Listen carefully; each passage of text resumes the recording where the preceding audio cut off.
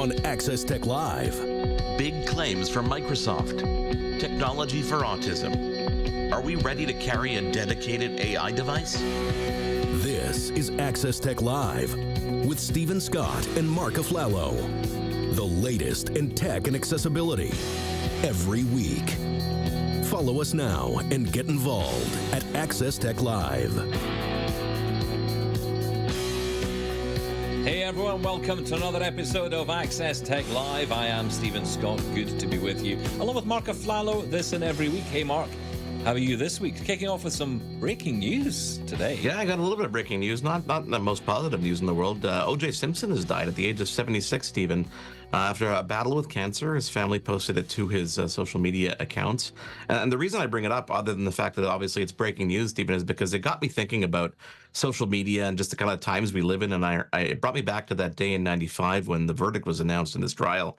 And I remember walking across the street from the school that I was at and watching all these people glued to those TVs and at the various, Radio Shacks and stores in the mall, waiting for that verdict to happen. And it got me thinking about these days and times, if that was today, it would have been a social media push notification or something that we would have just had while we're walking out in the woods. Back then, we were so kind of oblivious to what was going on in the world because we just weren't that connected. So it's super reflective and an interesting time to be thinking about something like that.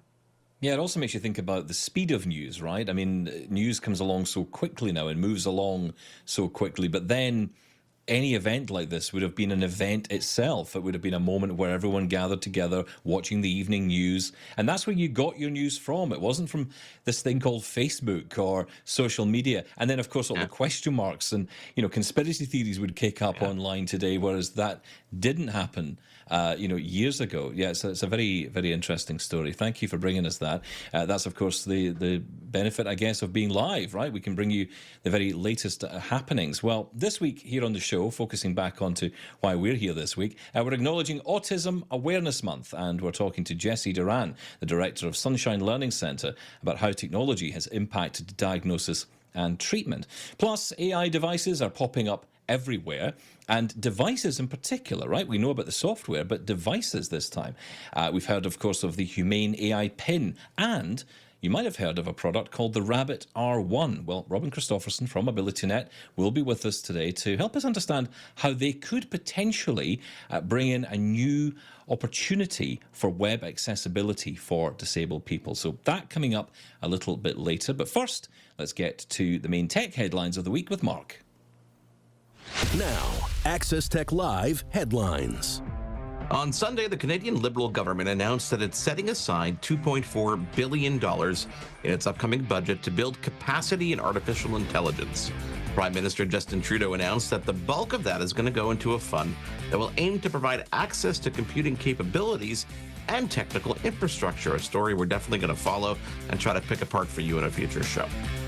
Silicon Valley is buzzing with the alleged news that OpenAI CEO Sam Altman and former Apple lead designer Johnny Ive are collaborating on a $1 billion AI-powered personal device company.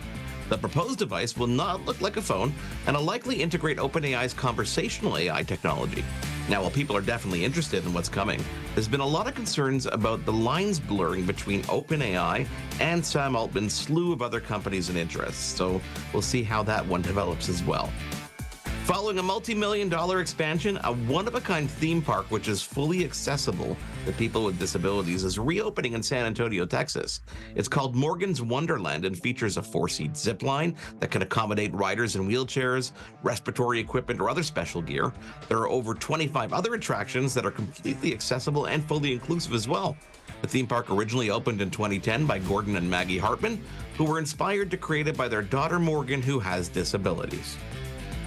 Google has launched a Find My Device network that's able to use millions of Android devices that are out there to track down lost, stolen, and missing Android products. A lost Android smartphone is able to ping nearby Android devices using Bluetooth, relaying information back to the owner. Now, because the network uses Bluetooth, it works even when devices are offline and don't have a cellular or Wi-Fi connection. Starting in May, the Find My Device network for Android will also work with Bluetooth trackers from companies like Chipolo, Tile, Pebblebee, allowing Android users to attach trackers to items and locate them within the Android network. Very, very cool stuff. Roku is working on making its streaming devices more accessible to those with disabilities. The company announced that a new certifications program will be enforced to ensure that the makers of their third-party apps like Disney Plus and Netflix will comply with all applicable accessibility laws and the global settings related to accessibility for the user experience. This includes providing closed captions and audio description. It's a great way to ensure the platform is, of course, accessible to everybody who uses it going forward. Now, Microsoft is throwing a big punch at Apple, claiming their upcoming Windows laptops that are going to feature Qualcomm's new Snapdragon X Elite processor are going to be faster and outperform the MacBook Air with Apple's latest M3 chip.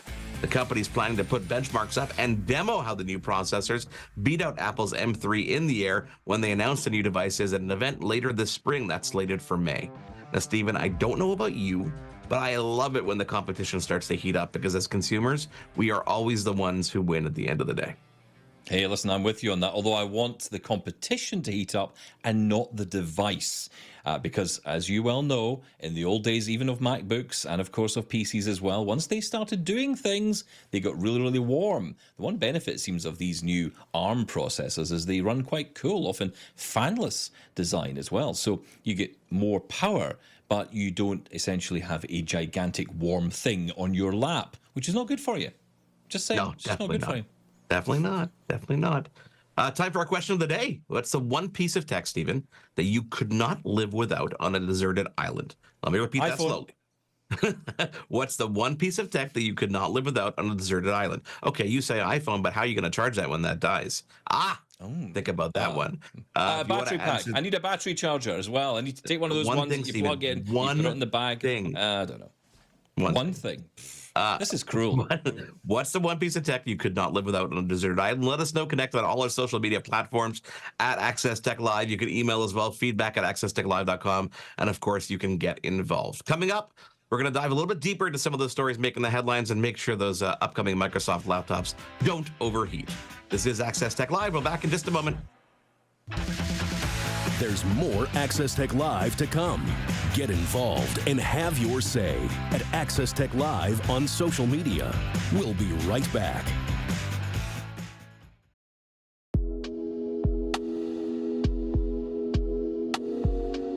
Access Tech Live will return in less than 2 minutes.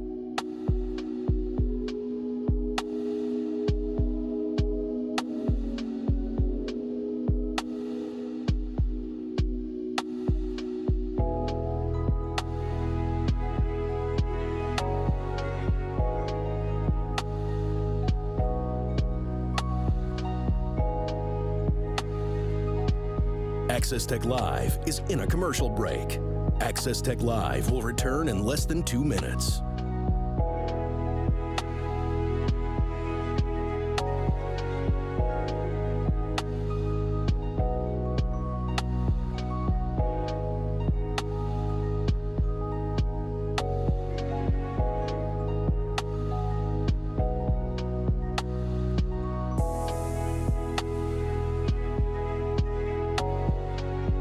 Access Tech Live is in a commercial break. The show will return in less than a minute.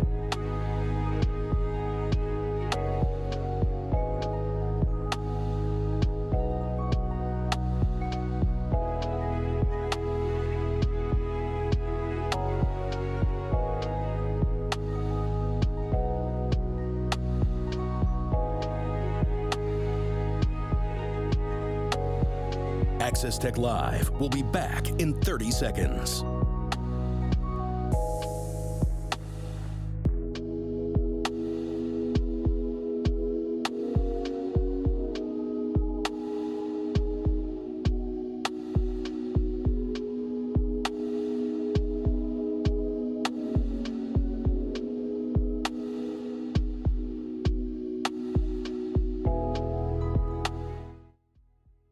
Now, back to Access Tech Live, the latest in tech and accessibility with Stephen Scott and Mark Aflalo. Hey everyone, we are back on Access Tech Live. Mark and I talking in the break there. I've got to pick up on what you were just talking about with me there in the break about drones. It's not something I would ever go out and buy, Mark, but You love drones. You love making and taking footage with drones, don't you? And it's a great tool. It's a little bit of a hobby. But you know what's It's funny? expensive Because hobby.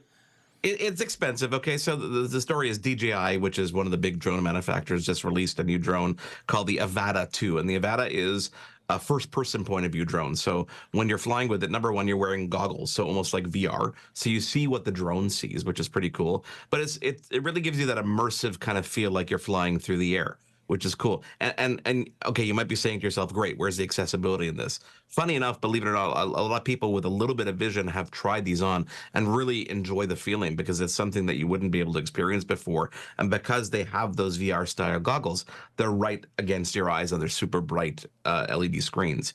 So it is an interesting experience.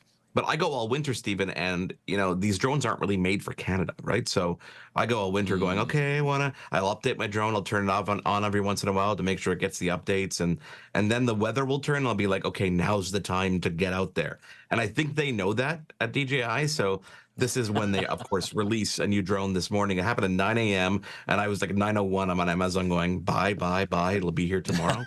So yes, I'm very much looking forward to the DJI Avata. I will have it on the show next week. I'll show it to you, maybe even with some footage, so cool. Even so you can try to experience it for yourself if you can. Okay.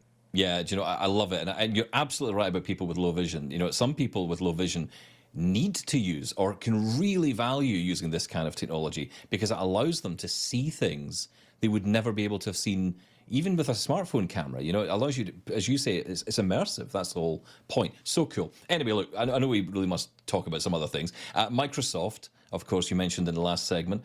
Okay, I have a question for you on this. Do you think that these claims are actually true? Do you think that these new Snapdragon Elite processors, whatever they're called, are going to be up there with the M3 and in particular the MacBook Air we've seen?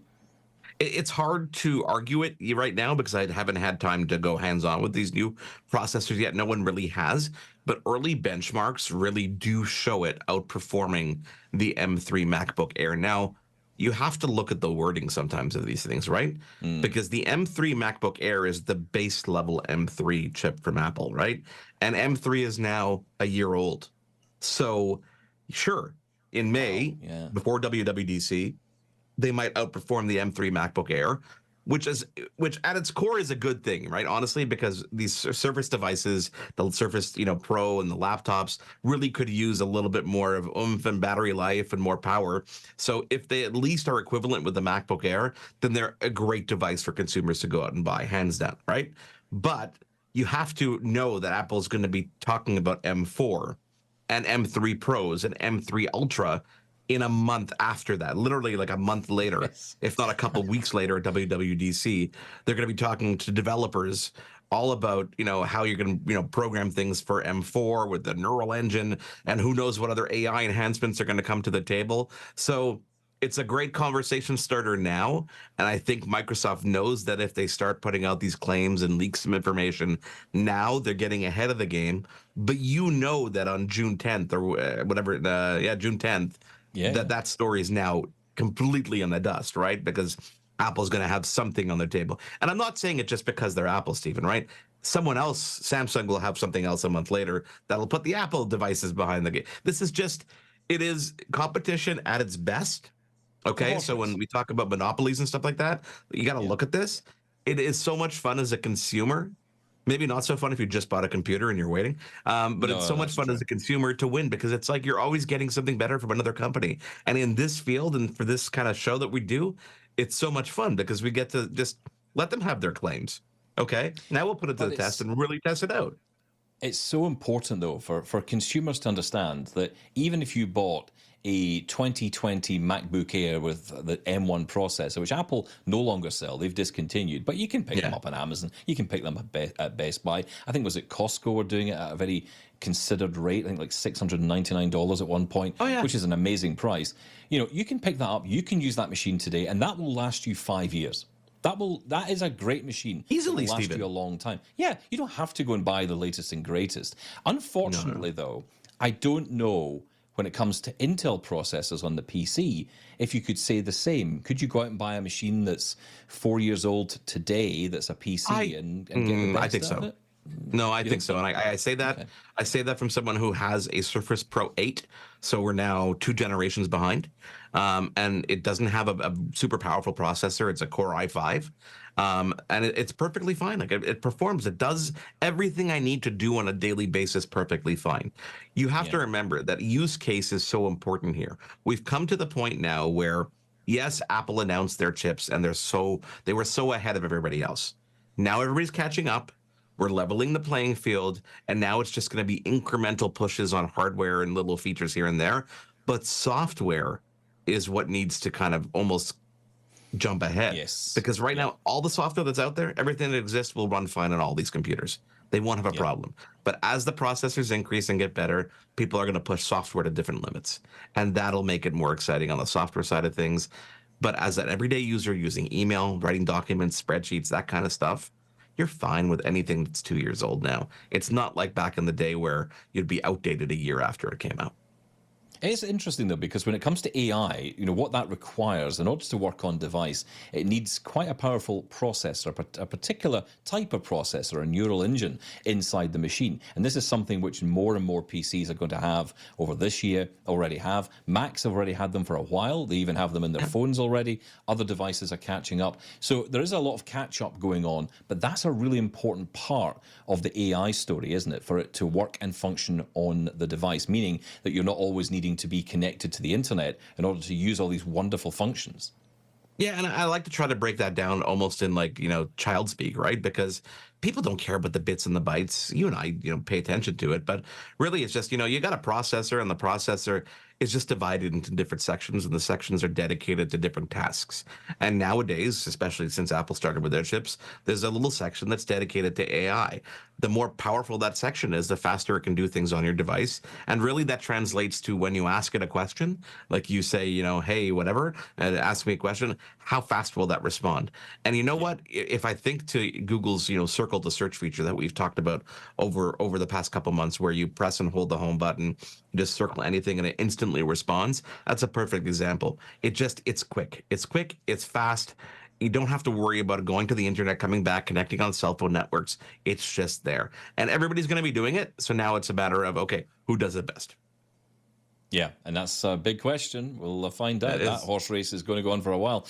Now, an interesting area of AI we don't hear enough about, I don't think, because there's actually very few companies in this category at the moment, and that is AI devices. Now, you could argue an Amazon Echo is an AI device of sorts, but what we're talking about here is that new, improved, supercharged AI. And there are companies like Humane and Rabbit. We're going to talk more about Rabbit as a device for improving the potential for web accessibility with Robin Christopherson a bit later. But Humane, more recently bringing out their product. They announced it last year. It's now out. Available, it's shipping. Yeah, people are posting videos to YouTube, their reviews. As of this morning, people are saying it's a sexy device, but it's utterly useless. They're saying that it just doesn't work half the time. And let's describe this device for a second, okay? It looks like almost a Star Trek communicator. It's a small square. It's about the quarter the size of a smartphone. It magnetically sticks, thanks to the battery that's magnetic on the back. It sticks onto clothing. And the goal of it is to be somewhat hands-free. You just kind of tap it, and it just asks it a question, and it's supposed to respond. Everybody who's been testing it so far has been saying that the delay, again, you talk about on-device versus off-device, it has a cell phone chip in it, right? So it has to go to the cloud. The delay is long. It's not really accurate. It's got a camera and a laser projector on it, so you can hold your hand in front of it, and it'll project information onto your hand, and you can use motions to actually control it. They're saying that's not very responsive, and in outdoor bright environments, it's not working very well. Is this hardware? Is this software? No one really knows. This is a whole new category of devices. But I got to ask you this question because, I can imagine the accessibility benefits of a device like this. And the reason I can imagine is because I know you wear those Meta smart frames that have cameras on them. And I know that services like Be My Eyes, Aira, et cetera, could greatly benefit from devices like this if they were there and they were on and spiffy. But if it's not a wearable, if it's not a watch, it's not a pair of glasses, do you have room to carry more devices on us to work on one dedicated thing that really our smartphones can do pretty well? Well, it's like anything else, right? If it works for you, And if it does the job, I will wear it. I don't care what it is. But it has to work for me. And there are some definite concerns. There are definite concerns in the disability community today about the Humane AI pin and what it is and how it functions. So, for example, when you're signing up for the device, when you actually buy it and you get it, the first thing you want to do is set up a passcode so you can activate it. That can only be done visually by that laser shining that screen onto your hand and you being able to enter that pin. Now, of course, that raises all kinds of questions about how people would do that with physical mobilities, how someone who would do that who is blind. There's no audio version of that. Also, you can only communicate with this at the moment. It would appear by touch and by voice. There's no other method of input. So there are some serious challenges here for Humane and questions they really need to answer on the accessibility. Now, this is something I've reached out to them about and I'm waiting to hear back. They tell us accessibility is part of their journey, which is great to hear, but we'd like to see it in the product, not part of a journey.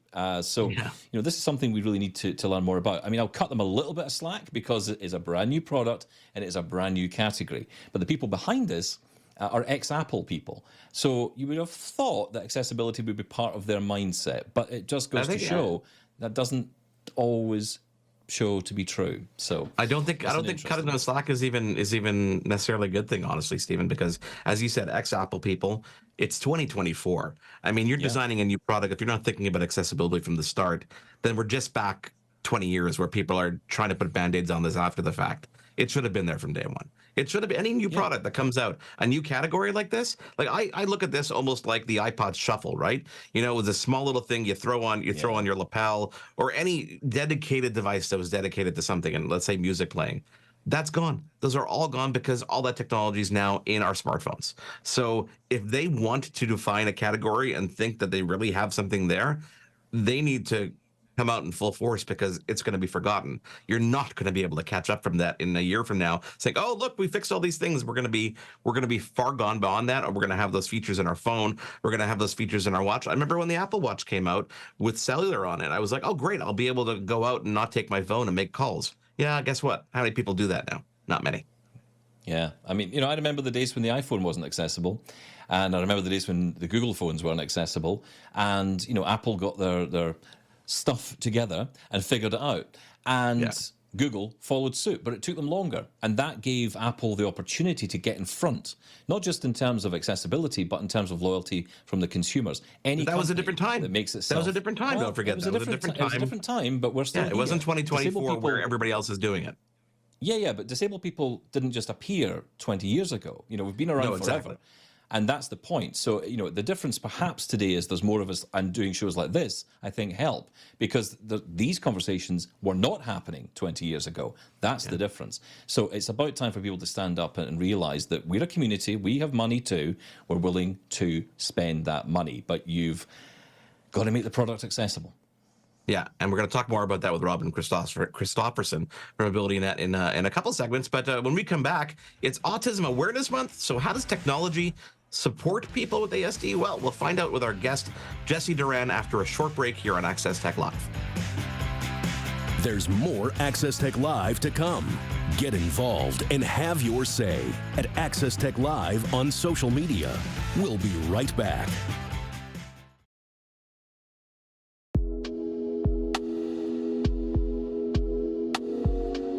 Access Tech Live will return in less than 2 minutes.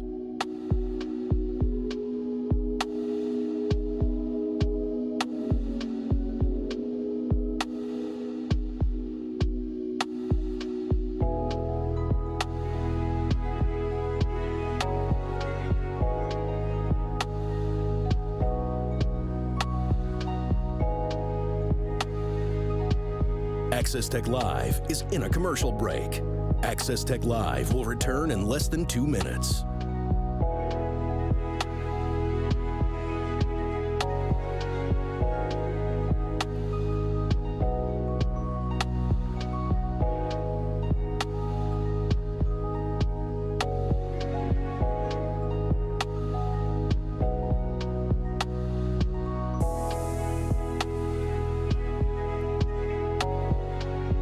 Access Tech Live is in a commercial break. The show will return in less than a minute.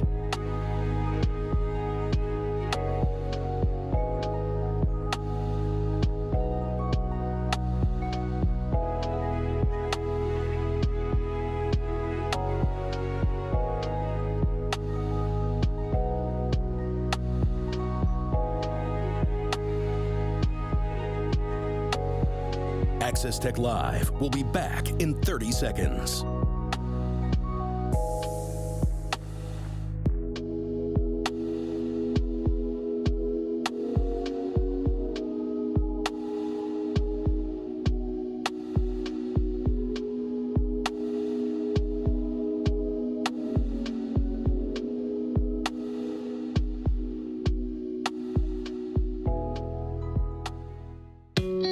Now, back to Access Tech Live, the latest in tech and accessibility with Stephen Scott and Mark Aflalo. Welcome back to Access Tech Live. I am Stephen Scott. Mark Aflalo is with me today.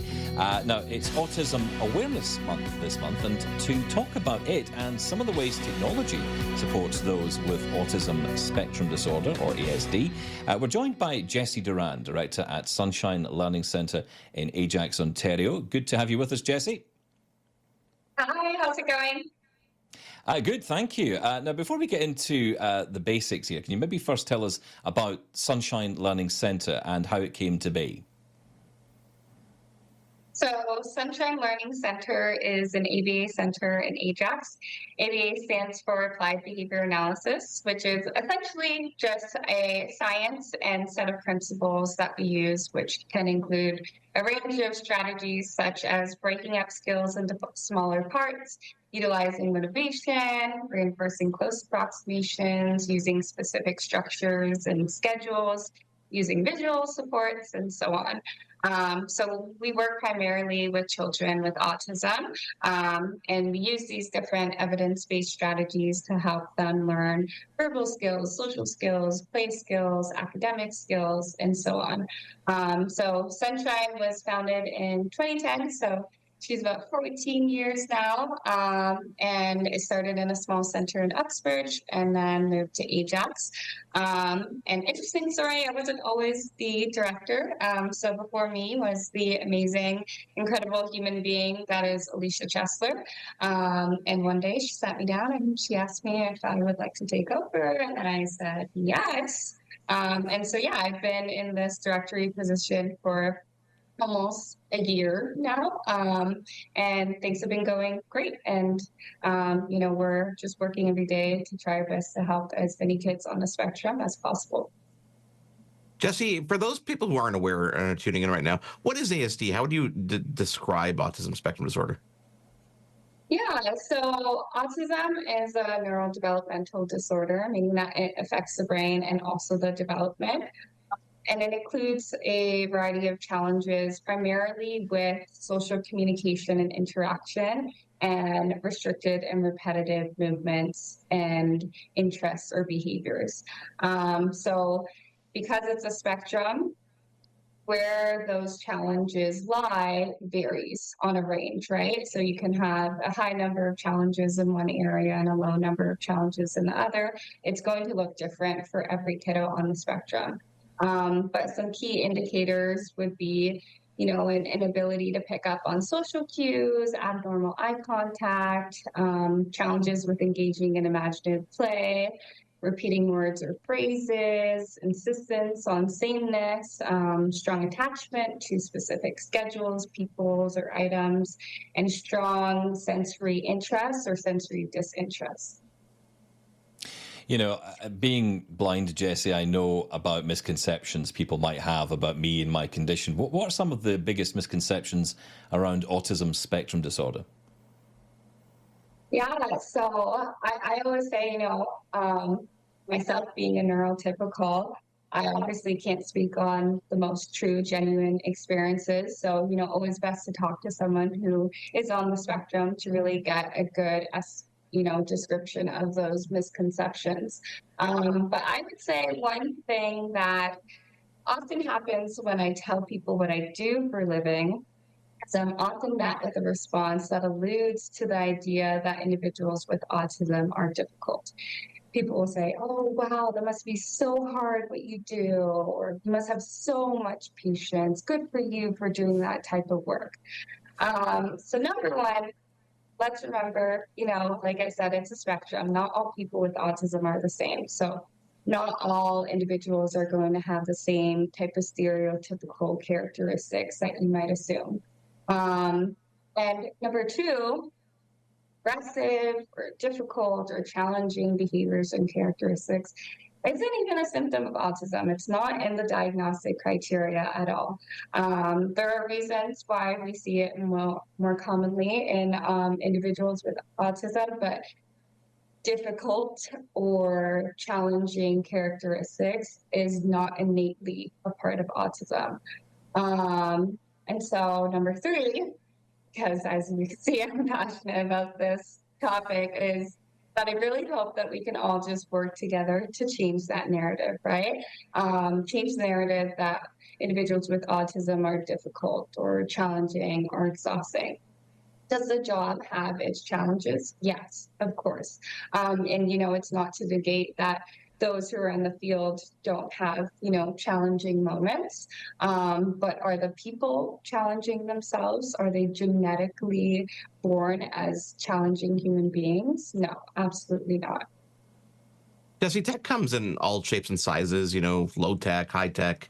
What are some of the tech enabled tools that the center uses in the treatment of its clients?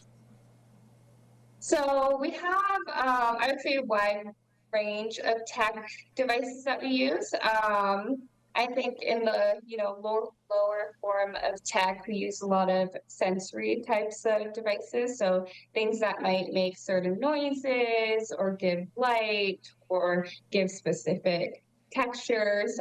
Those are often of high interest for our kiddos. And I think they're great too for finding a way to connect and bond with the kiddos that we work with. So I don't know if you guys know the short films like Loop or Float. I watch them on repeat always, especially during this month, and just watching them on repeat and crying. But in one of the short films, Loop, it's about a young girl, and she has this device that every time she clicks it, it makes a sound and it goes whoop, whoop, whoop, whoop. And the boy in the story is trying to find ways to connect with her and bond with her in terms of that. So I think using these devices together and finding ways to connect and bond really helps to build rapport and trust with our kiddos. It helps also to just build on play skills and social skills. And more so for social skills, we use a lot of video modeling. So video modeling is essentially just short videos and clips that demonstrate a specific skill that the kiddo is working to learn. So for example, showing them a skill of how to enter a group conversation, or showing them a video of how to zip up your zipper. Video models have a lot of research to back up their efficacy. They're very effective, and they're very common for everyone, right? We all are on Instagram, TikTok, Facebook, and we're all watching different types of video models every day that are teaching us different skills. So it's really effective because it can be created, recreated, paused, rewind, repeated, and so on. And then I would say for, the most popular type of tech device that's a higher level would be AAC iPad communication devices. So AAC is augmented and alternative communication. And within these types of iPad devices, there's different programs such as, some families might have heard of LAMP, Proloquo, Touch Chat. And so essentially these programs have a variety of different words, core words like I, go, want, yes, categories of preferred interests, preferred people, preferred places. And essentially for our kiddos who don't have vocal words, we use these iPad devices and programs to teach them how to communicate using the iPad, because communication is important. And I think, sometimes that's where frustration can come from, is if someone doesn't understand you and they can't hear you and you can't communicate with them at all, that's really, really frustrating. So what's a different way where we can teach them how to learn those communication skills? It's interesting because when people talk about social media or they talk about using devices, it can often be talked about as a form of creating social isolation. We move away from other people and we're not around other people. We're isolating ourselves with our device. It sounds like for people with autism, and again, like you say, not everybody, because it's a spectrum, so it does depend on the individual, but it does sound like there's a common thread here, that in some cases, these technologies can actually help autistic people become more social. Yeah, for sure. I mean, I've definitely seen the level of effectiveness within our social programs specifically. So we'll use them a lot to demonstrate different skills, such as, like I said, entering in a group conversation, or how to recognize humor feedback, how to handle disagreements. Because one thing that, I would say in terms of how individuals with autism learn best, it's usually through structures and, things are very, clear and rule-based. And so when you put this in a video format as well, it can be really useful for them to see, okay, step by step, this is how I do something. And this is something that I can, see someone demonstrate in real life as well. But when it's on a screen, it's more tangible, and it's something that, like I said, you can rewind, you can repeat, and so on. Yeah, it's about reinforcing it sometimes in a little bit more of a structured way. At the same time, I got to ask you a quick question here before we let you go, which is about the balance, because it's important to balance that use of technology, I think, in terms of the treatment with some of the more traditional approaches to therapy, like face-to-face interaction, making sure, kids are in social situations to actually learn those. How do you balance that properly, especially when you're trying to work with kids to make sure that they're learning from it? Yeah, for sure. So I think the balance is really important. And to be completely honest, other than for educational purposes, for the most part, we don't use iPads for leisure, unless it is something that we're using to help teach the kiddo how to handle not having access to the iPad for leisure all the time. So let's say we have a kiddo come in and they're really tied to the iPad. They love playing on the iPad. They love spending all day on YouTube, but they have a really hard time when it gets taken away. We'll put in a program for that where we're working on communication, right? How do we, instead of getting upset and reactive, how do we communicate in a nicer way? How do we tolerate when we're told no? And how can we extend and, do other things until we get access to that iPad again? And so for the most part, otherwise, we're only using the iPad for educational purposes, because we do want our kiddos to have a more naturalistic and play-based way of teaching. And like you said, those face-to-face interactions are super, super valuable. In the same way how I described with where you connect with individuals through tech devices, you connect even better without tech sometimes, right? I once had a kiddo, and he loved making these noises where he would say, and when I started saying the same thing, and I would say it in louder voices or high pitch, he got so excited. And I think, when kiddos see that, oh, you hear me, you understand me, you're trying to bond with me, and you're trying to see the world in the same way that I'm seeing it, that makes a very meaningful connection. So those face-to-face interactions that are more natural and holistic are really valuable. Yeah, absolutely. It sounds so valuable. Breaking through, it just sounds like a great way to connect. Jessie, thank you so much for being with us today. Tell us how we can follow you. Tell us more about how people can find you and follow your centre. Yes, of course. So, like I said, we're based in Ajax, and we have our website where you can reach us at sunshinelearningcenter.com. You can also follow us on Instagram at Sunshine Learning Center Inc., INC, or TikTok at Sunshine Learning Center with the letter C, and on Facebook at Sunshine Learning Center. And for any questions, check out our website or send us an email at info@sunshinelearningcenter.com. Thank you, Jessie. When we come back, Robin Christopherson is with us from AbilityNet. He has a unique opinion on some of these AI devices we talked about a bit earlier, specifically that Rabbit R1. Stick around. There's more Access Tech Live to come. Get involved and have your say at Access Tech Live on social media. We'll be right back.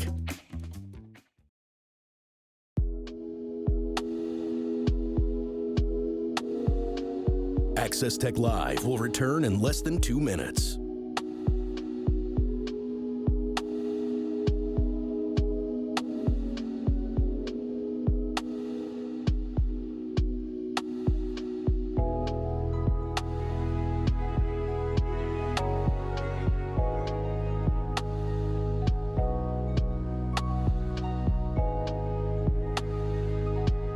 Access Tech Live is in a commercial break. Access Tech Live will return in less than 2 minutes.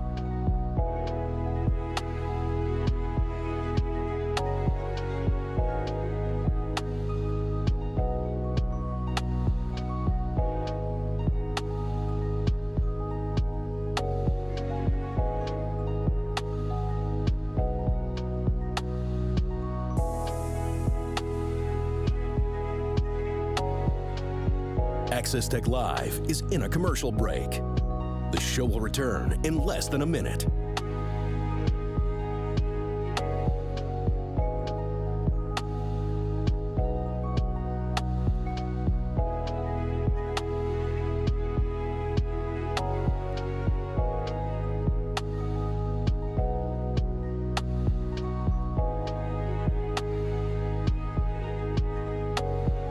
Access Tech Live will be back in 30 seconds.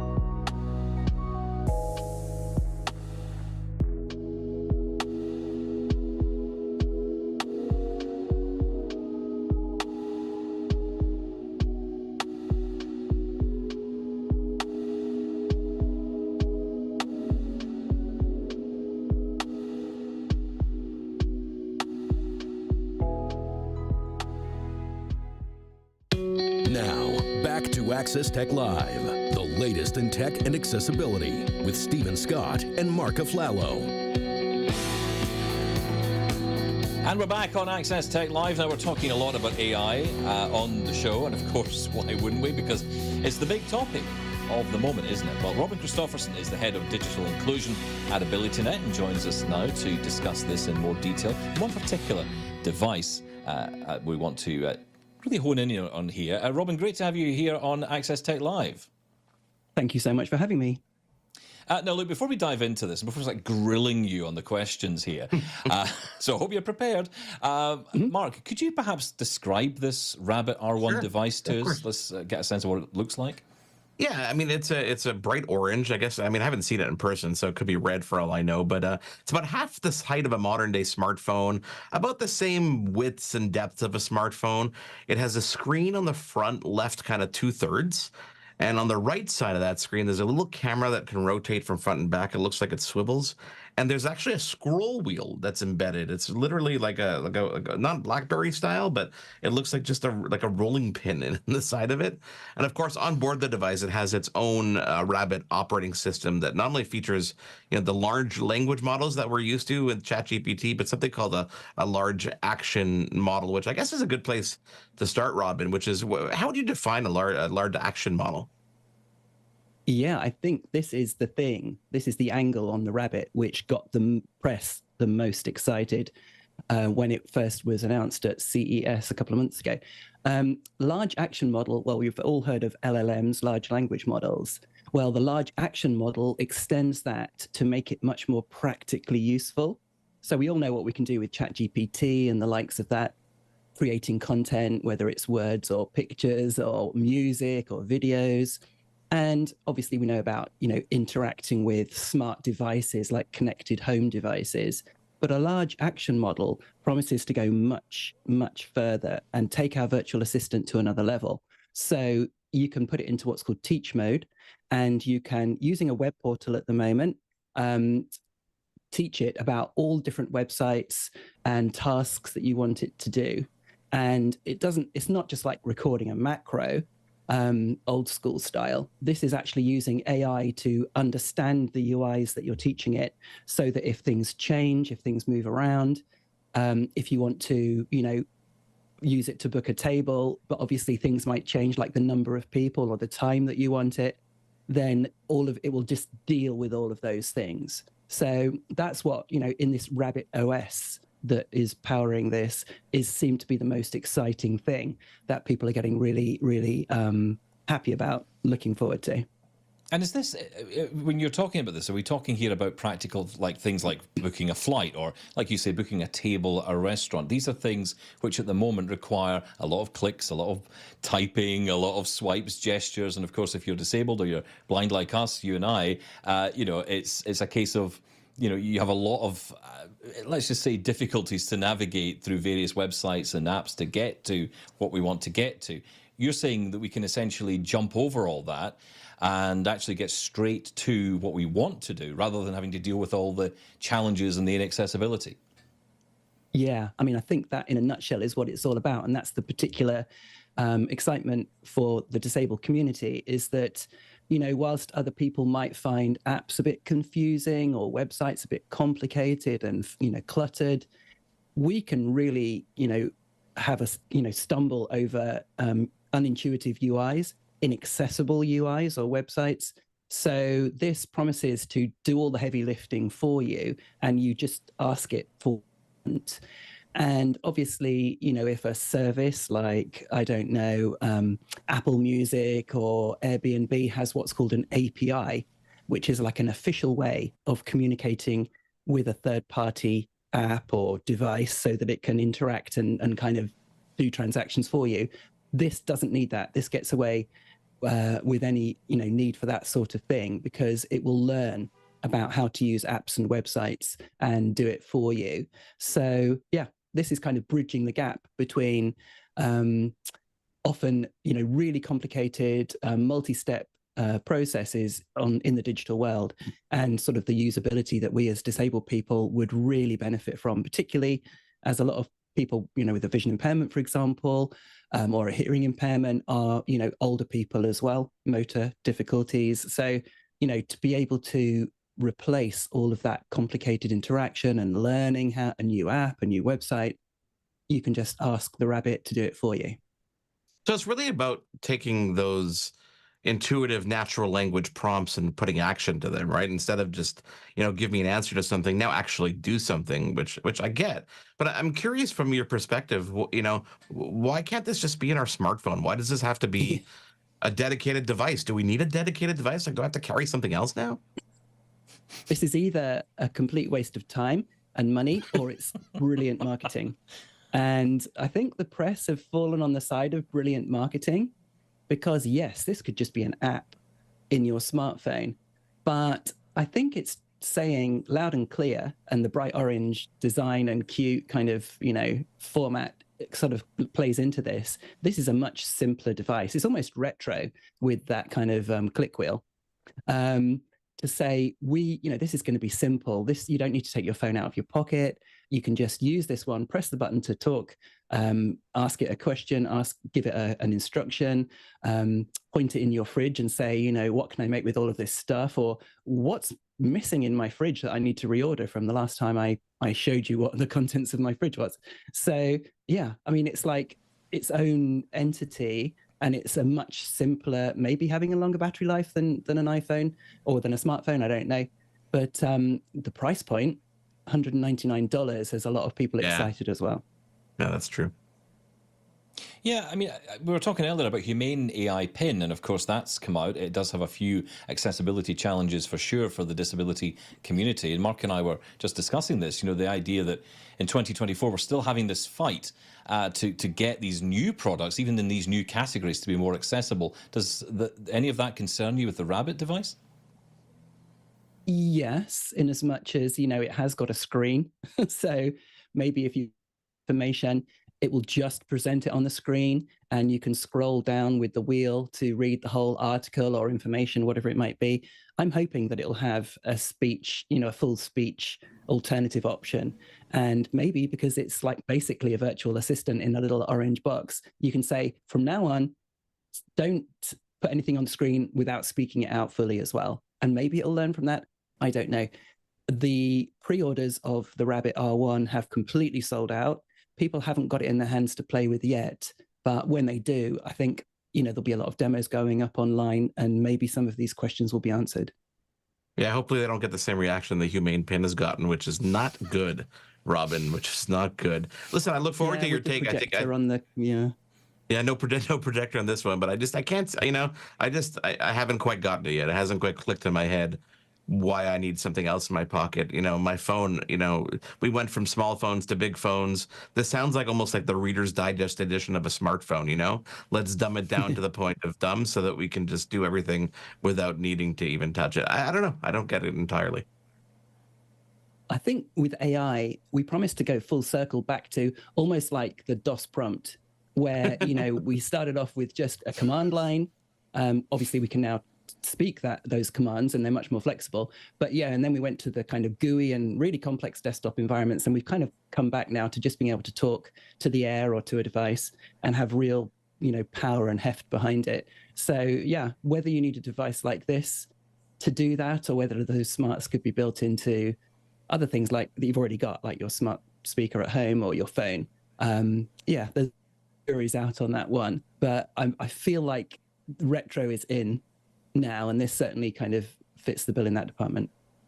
Robin, thank you for taking the time to join us. Before we let you go, what's that one thing, one piece of tech that you couldn't live without on a deserted island? I'm going to be controversial and say my Bose frames. Okay, not bad. That's a good one. That's one we haven't gotten yet. That's pretty good. Obviously, that requires my iPhone and stuff like that. But I absolutely love wearing my Bluetooth-enabled sunglasses. I'm hoping they'll have a camera in them one day.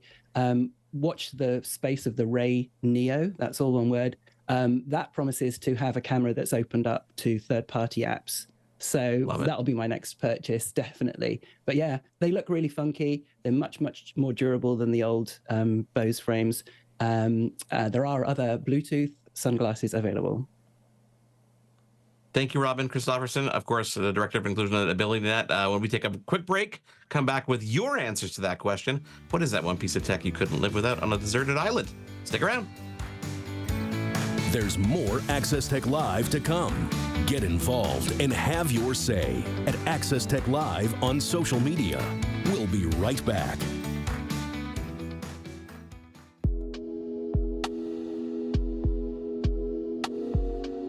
Access Tech Live will return in less than 2 minutes.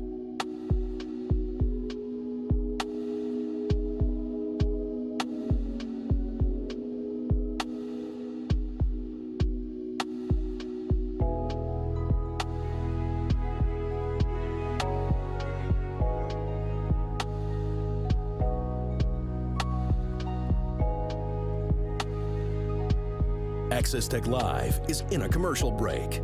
Access Tech Live will return in less than 2 minutes.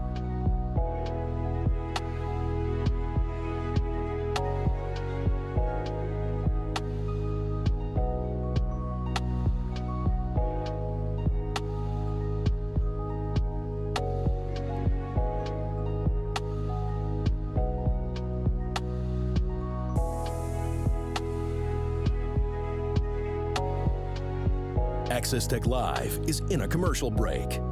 The show will return in less than a minute.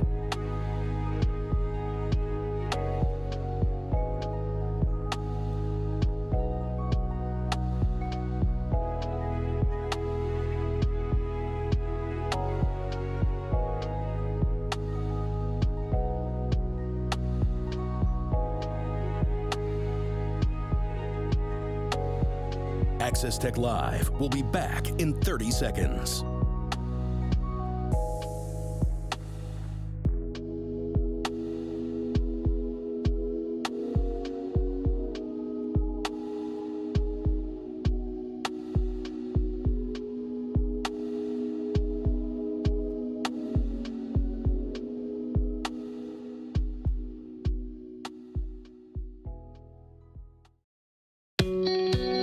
Now, back to Access Tech Live, the latest in tech and accessibility with Stephen Scott and Mark Aflalo. And we're back on Access Tech Live, getting your answers to the question of the day. What is the one piece of tech you couldn't live without on a deserted island? Now, Mark Aflalo, I have to ask you this question first because, I don't know, I can't even imagine what you would pick. There's so much to choose. You know, if I had to choose, Stephen, unfortunately it's not tech, but I'd have to say my wife and kids. But okay, so let's think about tech. Okay, I've been putting a lot of thought to this. A water-powered turbine to generate electricity. Well, that's good. That's very good. Not bad. Yes. I mean, I don't have anything else with me, so I'm not sure what I'd use it for. But hopefully, the other people with me on this deserted island, because there are other people with me, right? Hopefully, they have something that could benefit and I could use and play, like, I don't know, circle, Words with Friends or something on their smartphones. No, but some of the really fun responses. The themes are pretty much connectivity. It's amazing how pathetic it's gotten in life. John writes, a fully charged sat phone. That's not bad because he's not talking about smartphones. So he just wants to stay in touch with people. Once that charge is gone, I think he's done for.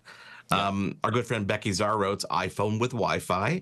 That's awesome, except where's the Wi-Fi getting its signal from? Not too sure about that. We need your turbine. That's the trick. You need to be on the same island.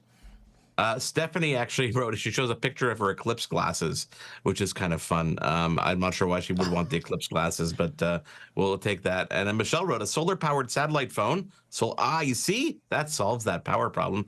It'd be my lifeline to the outside world, increasing my chances of being rescued. Now, I argue that point. If you're on a deserted island, do you really want to be rescued at that point? Enjoy the quiet, the silence. Not too hot, though. Nice temperature, sort of mid-20s. I don't want anything too heavy. I don't think we have a choice. I don't think we have a choice when we're shipwrecked on a deserted island. Gilligan doesn't shipwrecked. My goodness, this is a pretty ancient desert experience. Desert island. Oh boy, Stephen. Thank you to everybody who joined us this week. It is Autism Awareness Month, so you pay attention to that. Of course, there's lots of cool resources absolutely everywhere. Thank you to Jesse Duran from Sunshine, and of course, Robin Christofferson from AbilityNet. I am looking forward to Robin getting his hands on that device. I'm looking forward to playing with that device. It's only $199. But Stephen, I've got to run because my drone is going to be delivered any second now, I swear. Go. And I get to play with that as well. So I'll be running off. So on behalf of everybody, including yourself, Stephen Scott, thank you for being with us each and every single week. We will see you next week here on Access Tech Live. Have a great weekend. Thanks for tuning in to Access Tech Live. Follow us online on all social media at Access Tech Live. Email us feedback@accesstechlive.com. Hosted by Stephen Scott in Glasgow and Mark Aflalo in Montreal. Written by Stephen Scott and Mark Aflalo. Producer, Mark Aflalo. Live show director, Anastasia Spalding-Stenhouse. Technical director, Caitlin Robinson. Audio, Jordan Mulgrave. Live graphics and playback, James Kennedy. Graphics coordinator, Eliza Rocco. Integrated Described Video Specialist, M. Williams. Supervising producer, Michelle Dudas. Produced in collaboration with Aflalo Communications Inc. and Double Tap Productions. Copyright 2024. Accessible Media Inc. An AMI original production.